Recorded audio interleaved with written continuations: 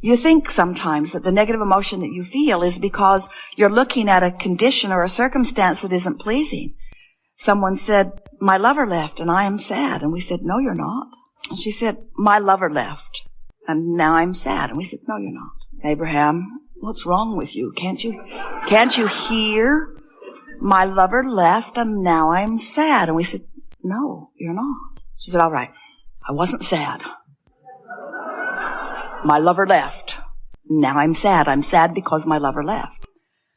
And we said, we know that's how it seems. But you're sad because you're focused upon the absence of a lover, when in your vibrational reality is the presence of a lover. And what you want is the presence of a lover. And when you focus upon the absence of a lover, you tear yourself apart. And that's why you feel this negative emotion.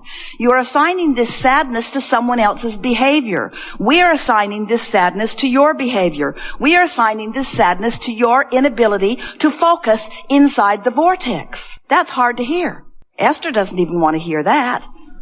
Please give me just a little bit of, can't the universe just make me the one exception just this one time? Can't I focus upon the absence of what I want without it being my fault? Can't it be the fault of the person who is displaying the behavior that I'm focused upon? We say, well, that's conditional love if we've ever heard it. Now what are you going to do? Try to control the world so that you can feel better? Oh yeah, that is what you try to do, isn't it? That is what you try to do, but it isn't working out, have you noticed?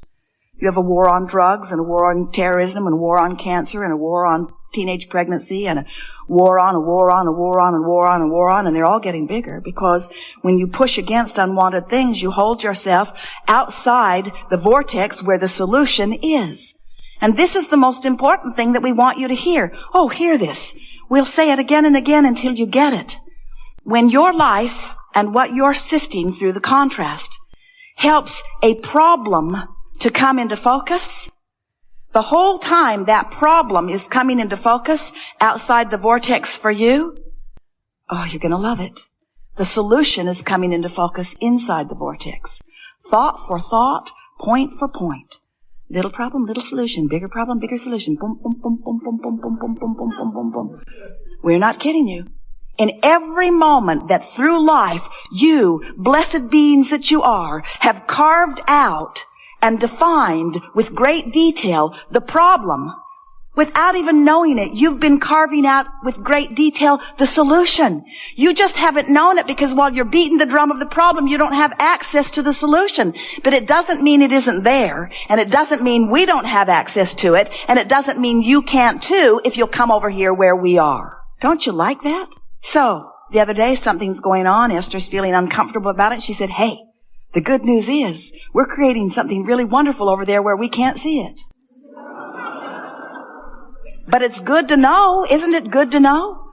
If we can convince you in this short time that we're together today about the existence of this vibrational reality, if you leave here accepting the reality of this vibrational reality, and then we're able to show you how you can focus yourself there regardless of what's going on over here in your reality, you will find relief immediately. A woman said, I cannot pay my mortgage and I don't know what to do. And we wanted to bring her into the vortex. We wanted her to think hopeful thoughts. She was really stubborn. She didn't want to really do that.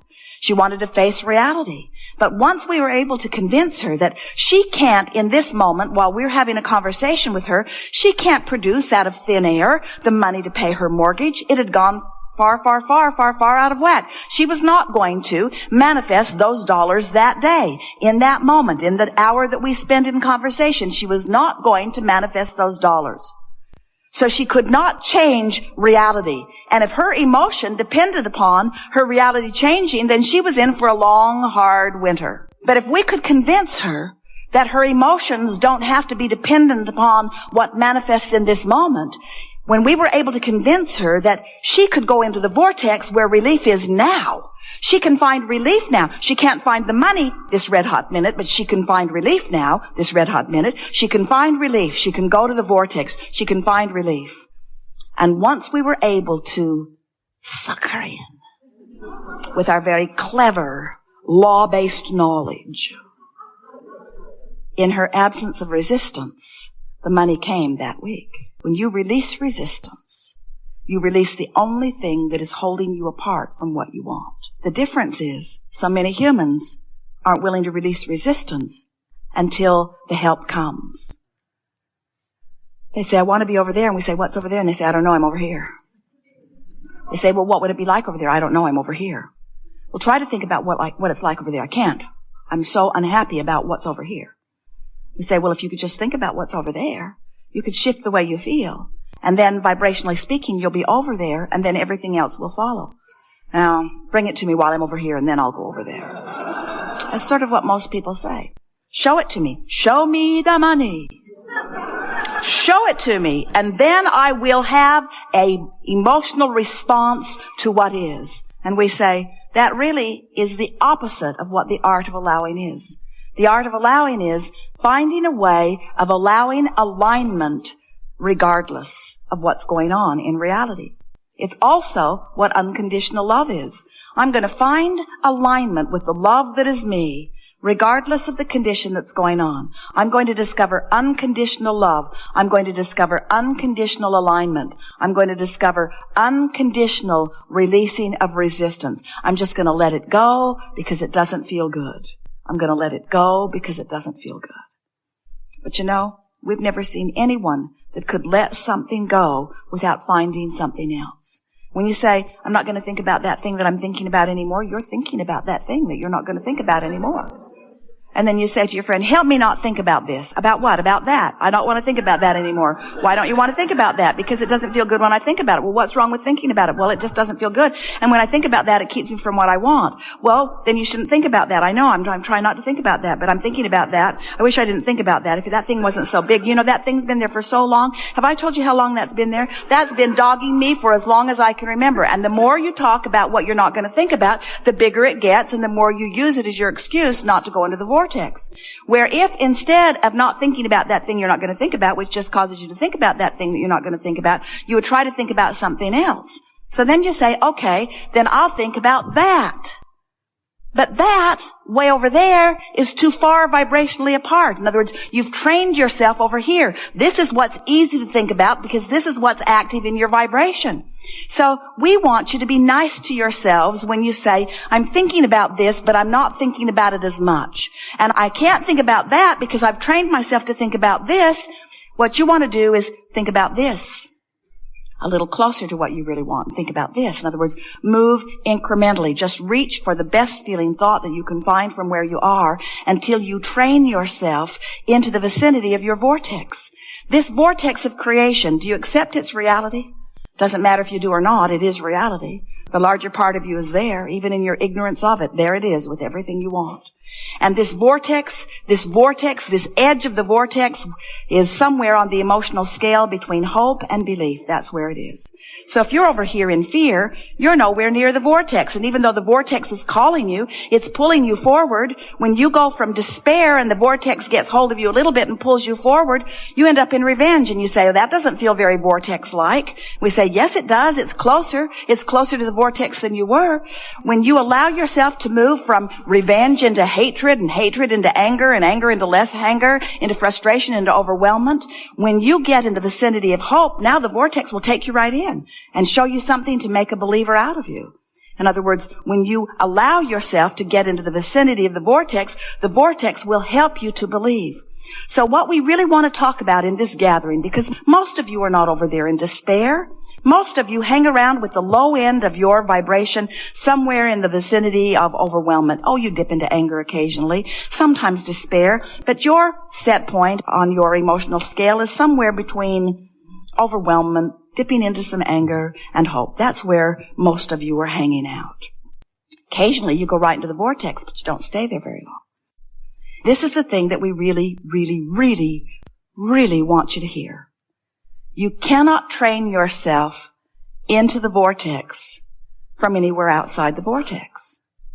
In other words, if we were to give you processes all day to try to help you to get into the vortex, it would be less effective than if life just takes you in. Jerry and Esther were driving across from Texas the last couple of days. Coming across New Mexico, there is this most beautiful place. It is called the Texas Canyon. It's in New Mexico, and it's not a canyon, but just the same, it is the most beautiful, beautiful, beautiful, beautiful place. And as they drove and saw and breathed and felt, they could not remain outside the vortex. The condition of their moment took them in as they beheld the beauty and the well-being of their planet. Right in the vortex. Now, we don't want you running around looking for things that drag you in. There are plenty of them. But when you find yourself in there, milk it. Practice the vibration of it. Talk about how it feels. Remind yourself this is who you are. Remind yourself that this is the way you're supposed to feel. Remind yourself of the beauty of your planet. Remind yourself of the stability of your planet. Pick up a deck of well-being cards or beautiful pictures of something. In other words, that's the time to stay in the vortex. Practice the inside the vortex vibration. That will serve you far better than anything from outside the vortex you try to do to get in. And there are so many things that life shows you in every day that take you into the vortex.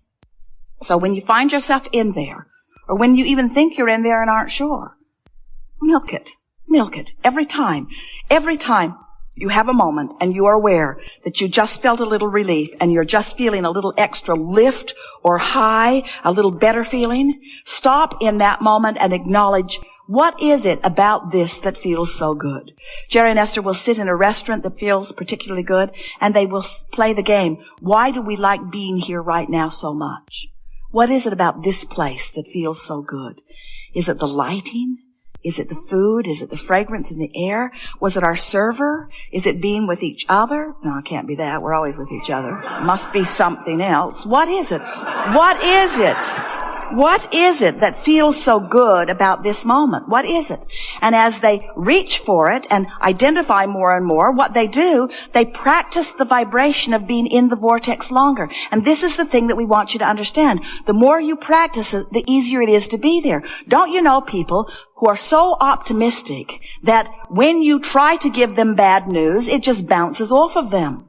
Children are that way. A little girl in a restaurant, Jerry and Esther were sitting next to them. And the little girl was so taken by Esther. She could hear Esther's voice. So she was standing up in her booth, looking over her booth into the booth where Jerry and Esther were. And all she wanted to do was to see Esther. And Esther began winking at her and doing silly things with her silverware. She was eating with her spoon upside down and putting her napkin over her head. In other words, Esther was not helping the cause at all. Esther was attracting this little girl. And then Esther heard her father scolding her. And her father said, "Turn around and sit down now." And the little girl said, "No." And her father said, "Turn around and sit down now." And the little girl said, "No." And Esther is thinking, please turn around and sit down. Please turn around and sit down. But her father grabbed her by the ankles and dragged her across the booth. And then it was no longer a pretty sight over there. Esther felt a little bad about having temporarily dragged her into the vortex when her father clearly likes her better outside of the vortex, behaving herself. When you find yourself in the vortex, milk it with everything that you've got until you have such a vibration going on from inside the vortex that no one and nothing that is reverberating out there with a different frequency has any access to you. And what you will begin to discover is those old troublesome thoughts that used to make their way into your consciousness frequently, they're gone. Old grudges lift off of you. You stop rendezvousing with ornery people. You stop rendezvousing with people in traffic that are inconsiderate. In other words, when you train yourself into a vibration of well-being, when you become solution-directed rather than problem-directed, when you train yourself inside the vortex, everything in your world will shift because you are the point of attraction. So we'll leave it here. We just want you to realize that the larger part of you exists. And the larger part of you, we have not said this before, but we want you to hear it now. If we were standing in your physical shoes, the soul energy, source energy, larger part of us would be our point of attraction. In other words, we would do anything and everything that we could do to deactivate any vibration that would hold us apart from our prosperity, from our well-being, from our clarity, from who we really are, from our love, from our efficiency, from our effectiveness, from our love of life, from our zest for living.